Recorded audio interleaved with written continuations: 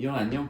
안녕. 오늘 할 이야기는 뭐냐면 나한테 주변 사람들 중에서 외식 작업을 하려는 사람들 중에서 많은 질문을 하는 것들 중에 하나가 가격, 메뉴 가격을 어떻게 정해요? 이런 것들을 좀 많이 물어봐. 응. 근데 이제 외식업을 어설프게 경험한 사람들은 그거 뭐 식자재 코스트를 대략 뭐 30% 40% 선에서 맞추고 판매가 정하면 돼 라고 이야기를 하지만 오늘은 그런 뻔한 이야기를 할 건 아니야.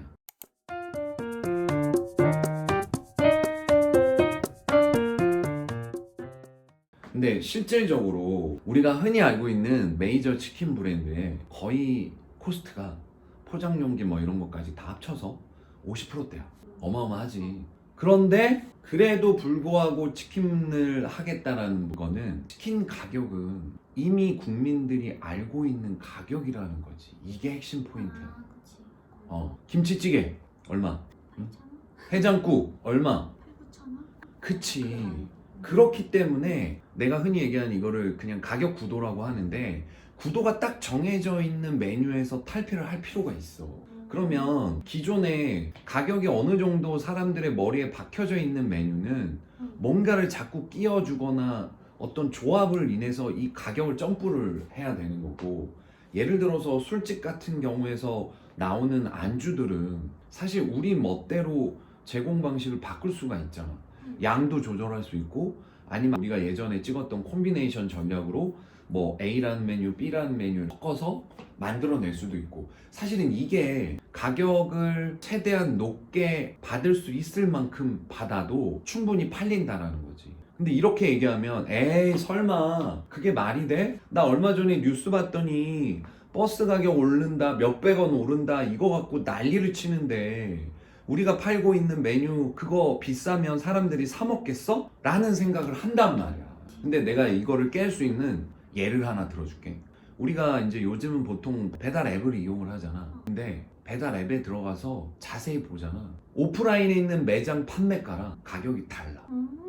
똑같은 가게도 물론 있지만 한 50% 정도는 가격이 더 올라가 있어요. 물론 구조적으로 배달 앱의 수수료랑 배달 팁이라고 하는 기사들한테 나가는 돈을 줘야 되기 때문에 어떻게 보면 궁여지책으로 가격을 올려놨겠지만 실제 의도는 그랬지만 팔린다라는 거지. 가격이 오프라인 매장보다 비싼데도 팔린다라는 거야. 이게 무슨 얘기냐면 그냥 막연하게 비싸니까 사람들이 안 사 먹는다 라고 생각할 필요는 없다라는 거지. 가격 비싸면 안 사 먹는 소비자도 10명 중에 한두 명은 있겠지만 나머지 8, 9명은 그런 거 상관 많이 안 한다라는 거야. 그래서 이 상황을 알고 가격 정책을 뒷받침을 해야 되는데, 아까 이야기했지만 가장 이상적인 식자재 코스트는 30% 정도를 유지하는 게 좋아. 이게 어떻게 나온 수치냐면 사람들이 생각하는 매장에 와서 내가 어떤 메뉴를 시켰을 때 만족감을 얻어야 되잖아. 그래서 가격 대비 양이 많다든지 가격 대비 맛이 좋다든지 아니면 가격 대비 분위기가 좋다든지 뭐 이런 가성비를 본단 말이야. 뭐 일명 가심비라고도 하지만, 그렇기 때문에 식자재 코스트가 30% 미만짜리를 만들어내기는 사실 쉽지가 않아. 안 팔릴 수 있다라는 거지. 그런데 이 상태에서 판매 가격을 높일 수 있는 방법은 뭐냐면, 아까 얘기했지만 사람들이 머릿속에 박혀있는 메뉴에서 탈피를 해야 돼. 그래서 단순히 뭐 김치찌개면 김치찌개만 생각하는 게 아니라 뭐 정말 고기가 엄청나게 들어간 뭔가의 김치찌개 이런 식으로 만들어 버리면 사실 가격을 업할 수가 있는데, 실제 도매 시장에서 들어오는 고기 가격에 1,000원 정도만 더 넣어줘도 고기 양이 2배가 될 수 있다는 거야. 그런데 판매 가격은 2,000원 정도를 더 받는다면 사실상 판매 가격을 더 높일 수 있다라는 거야. 그러니까 뭐 쉬운 얘기로는 그런 것도 있어. 예전에 보통 우리가 김치찌개를 시키면 공깃밥이 포함이었거든. 근데 어떤 가게에서는 공깃밥 별도 가격 1,000원, 그 다음에 뭐 현미밥 2,000원 뭐 이런 식으로 판매 가격 올렸단 말이야. 근데 그 밥의 원가 얼마나 하겠어. 이런 식으로 메뉴에 대해서 하나를 더 넣어주거나 붙이거나 하면서 판매 가격을 올릴 수 있다. 그래서 나중에 우리가 술집을 하게 되잖아. 그러면 메뉴 판매 가격을 미끼 메뉴라고 해서 좀 저렴하게 접근할 수 있는 그런 메뉴도 있겠지만, 방금 이야기했듯이 뭔가 조합과 사람들의 뇌리에 박히지 않는 메뉴를 이용을 해서 판매 가격을 높게 책정하는 식으로 한다라. 그래야지 마진을 많이 남길 수가 있어. 내가 오늘 사실 판매 가격 이야기를 왜 해주려고 했냐면 지금처럼 인건비가 정말 많이 오르고 있는 상황에서 매장을 운영하는 입장에서는 사실 지금 최저시급이 거의 목에 찰 정도로 거의 한계치에 다다라 있기 때문에 실질적으로 지금의 최저시급에 주유수당 포함하고 10,000원에 올려도 안 구해진다는 이야기가 엄청나.